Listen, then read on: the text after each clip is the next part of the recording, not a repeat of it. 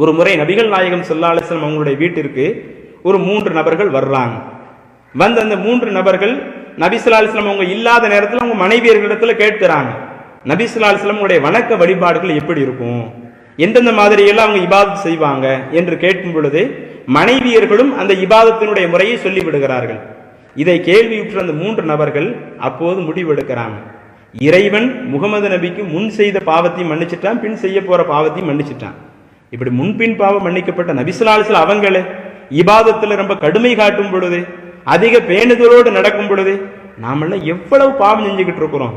அப்ப நாம இதற்கு ஒரு சரியான ஒரு பரிகாரத்தை பெற வேண்டும் என்று சொன்னால், இன்னும் அதுல ஒருவர் முடிவெடுக்கிறாரு, நான் இரவு முழுவதும் நான் தொழுது கொண்டே இருக்க போறேன், அந்த நைட்டு ஃபுல்லா வணக்க வழிபாடு தான் எனக்கு முக்கியம் என்று ஒருவர் முடிவெடுக்கிறாரு. இன்னொரு நபர் முடிவெடுக்கிறாரு, நான் பகல் முழுவதும் நோன்பு நோற்றவனாகவே என்னுடைய காலத்தை கழிக்க போறேன்.